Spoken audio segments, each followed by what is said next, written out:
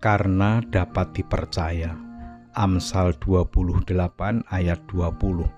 Orang yang dapat dipercaya mendapat banyak berkat, tetapi orang yang ingin cepat menjadi kaya tidak akan luput dari hukuman.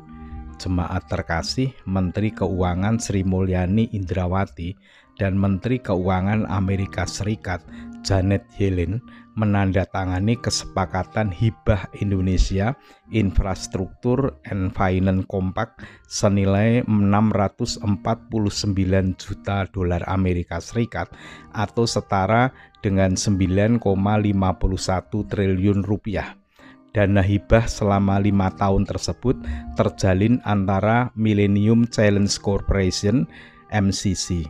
MCC merupakan lembaga independen pemerintah Amerika Serikat yang bekerja untuk mengurangi kemiskinan global melalui pertumbuhan ekonomi. Sri Mulyani berkata, melalui program ini, pemerintah Amerika Serikat terus berkomitmen untuk tidak hanya mengambil peran dalam pemulihan ekonomi global, tetapi juga mengentaskan kemiskinan dunia melalui pemberian hibah dan bantuan kepada berbagai negara. Ini merupakan kedua kalinya Indonesia mendapatkan kepercayaan dana hibah tersebut. Sejak 2013 sampai 2018, Indonesia telah diberikan komitmen hibah program Compact MCC dengan total mencapai 600 juta US dollar. Detikcom 14 April 2023. Jemaat terkasih, pemerintah Amerika Serikat sudah 2 kali memberikan hibah kepada pemerintah Indonesia. Ini menunjukkan bahwa Indonesia dipercaya oleh Amerika Serikat.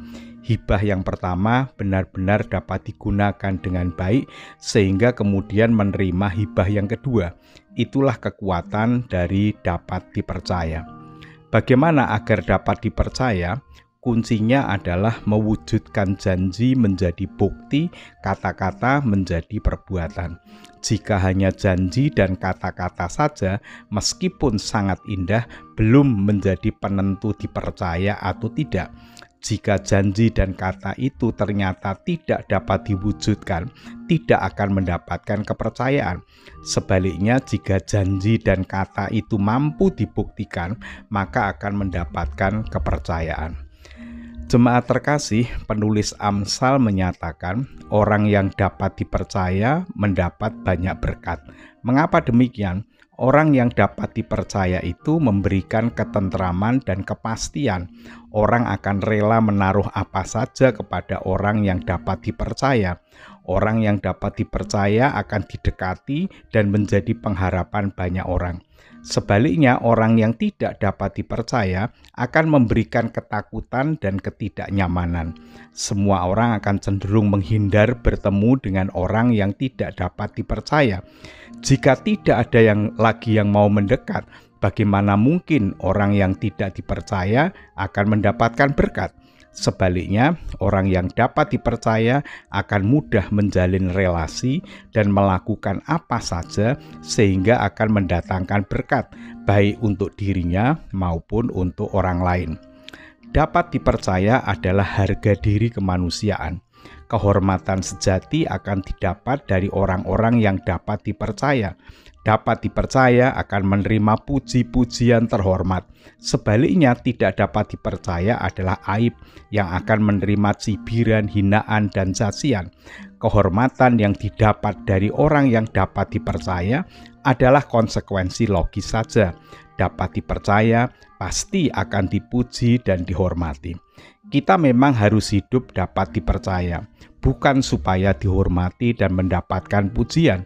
Hidup dapat dipercaya adalah jati diri martabat kemanusiaan. Memang seharusnya sebagai manusia yang disebut gambar Allah, hidup dapat dipercaya. Jika kemudian mendapatkan kehormatan dan pujian, itu bukan tujuan. Jadi meskipun tidak mendapatkan pujian sekalipun, kita harus tetap hidup dengan dapat dipercaya.